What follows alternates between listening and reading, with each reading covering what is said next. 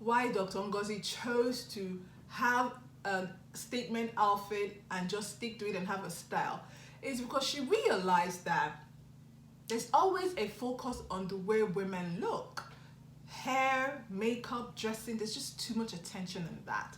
Nothing wrong with all of that, but she wanted to make sure that there's less attention on all of that and more attention to her intelligence and her capacity, what she could do, her skills, her talents. Welcome back to my YouTube channel. My name is Ngozi. This is Affirming Talks with me, Ngozi. Hope everyone is keeping well and safe. Of course, this video I'm starting by saying, yay! Dr. Ngozi Okonjo Iweala is the new Director General for the World Trade Organization. First woman, first African, first Nigerian woman to occupy that position. It's a win for all of us, and I celebrate her immensely. I also celebrate the amazing team that was put together to conduct the campaign, and I was honored and privileged to be in that team. I learned a lot from that team. Amazing team members, intellectual capacity off the roof, amazing. And it was just so great to have seen that there was a result that came out of all of this. Congratulations, Dr. Ngozi, and congratulations to everyone for this win. This one is for all of us. And you know, like doing this challenge, be like Ngozi challenge. I mean, I try to do a little bit twist in my own, you know, like just modernize my own a little bit. I hope I got it.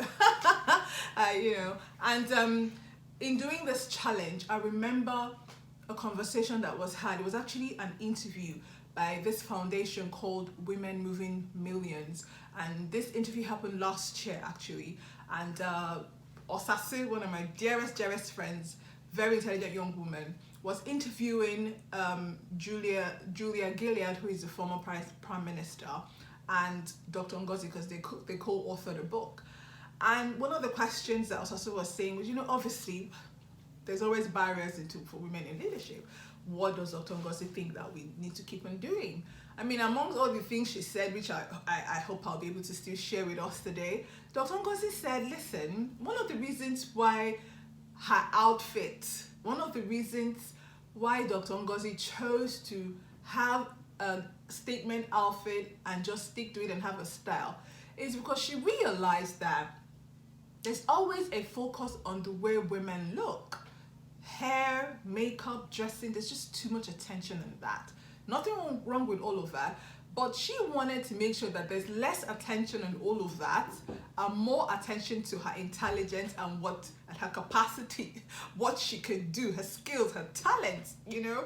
And then there's this, she spoke about Hillary Clinton having an interview, and more than 3 or 4 hours of the interview focused on Hillary Clinton's hair. Oh my goodness. I'm like, really? And then I think that just gave Dr. Ngozi a thought, like, I don't want people to be having a conversation with me and they're focusing on the wrong things, right? I'm gonna develop a style, and boom. See, she developed her style and she stuck with the style, and the whole world stuck with the style for Dr. Ngozi. So wherever you go, if you just see a shadow, you just automatically assume that that's Dr. Ngozi Okonjo Iweala.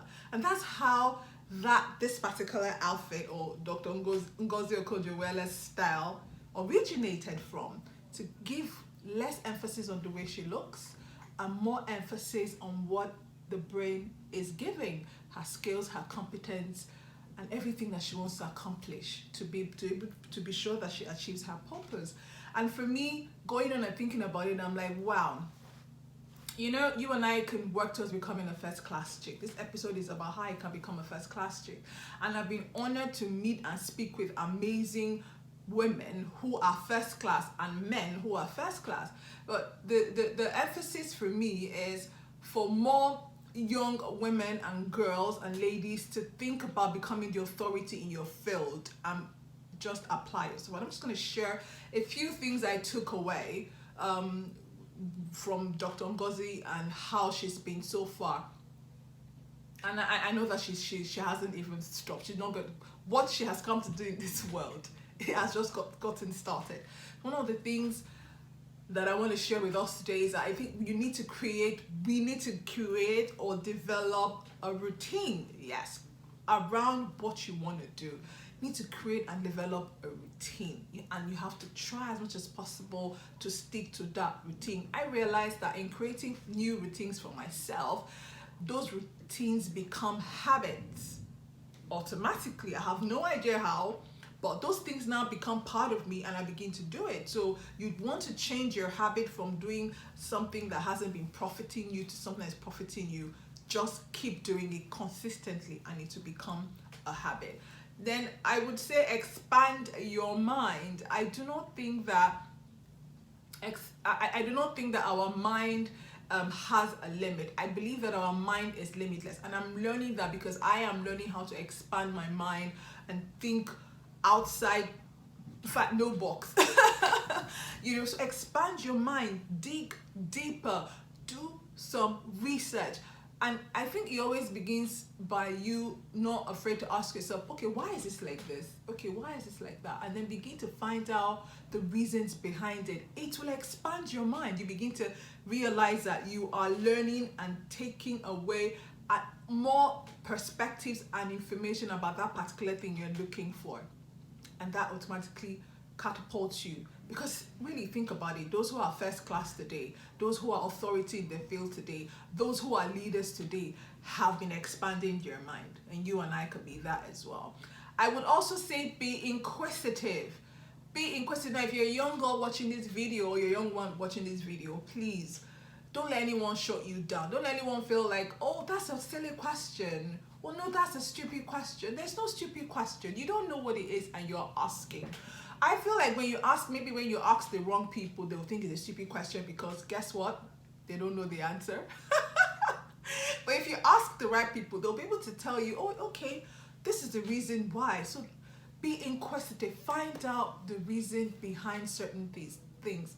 Ask questions. So don't be afraid to ask questions. You will get shut down. I mean, you can ask a question today, and rather than people answer that particular question, they would ask you why you are asking that question, or what kind of person asked that question, or what kind of person are you to think like that. You just want to know. So keep asking the question. Maybe you need to shift your focus and find people who you can ask those questions to. Ask the right people the right question. I think that's what it should be.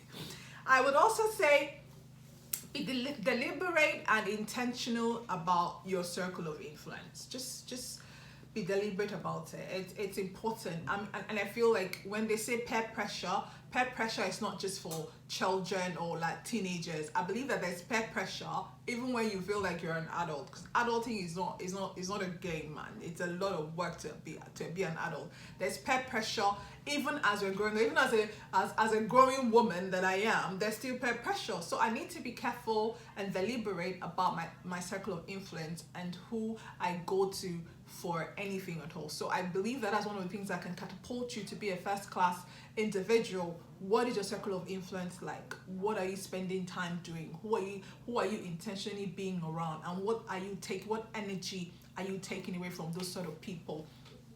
Another thing I noticed about, people who are authorities in their field and who are first classes are like that. They develop the leadership skills, and they're constantly developing their leadership skills. Leadership is a new oil. If you don't know, leadership is amazing. You can have a hot brain and not have the kind of skills to adapt into a certain environment. So leadership skills is quite essential for us to keep developing to become that first class chick. See, you can be a first class babe, look good, look sharp, everything all did, and your brain is on fire in the sense that you are speaking articulately, you're talking, you're making sense. Right? First class is possible for anyone, but you got to put in the work and you got to develop yourself. And I want to say lastly that, listen, we're all work in progress. We are all work in progress. I bet that if you had the opportunity to ask Dr. Ngozi today, if she's done what she's wanted come to do in life, she may tell you she doesn't know. Maybe no. There might be some places that she may develop, because there are two things she mentioned was self-confidence and perseverance. And those two things are quite critical in focusing yourself to become the first class chick, focusing yourself to be a first class girl, focusing yourself to be the first class in your academics, in your workplace, in wherever it is that you find yourself, being a first class character, first class behavior, first class authenticity, first class originality, but everything is work in progress. Okay, so if you feel like, oh, Annalie, first class, I don't even know where to start from where you are. Just start from where you are. Yes. And I would also like to say that, listen, I have a learning event coming up, okay, and this is really going to help. If it is that you feel like you want to position yourself for international opportunities, like think internationally, think globally, and develop all those skills and get on the nitty-gritty to how you can actually be in such circles. Because let me tell you something, a lot of the people who get international positions have international affiliations, and that's how they think and that's how they operate. So a description box below has the link for you to register to attend this learning event I'm having in a few weeks. Until my next video, look after yourself. But hang on a second, drop me a line. What do you think about my challenge? Did I get it? God bless you. Bye.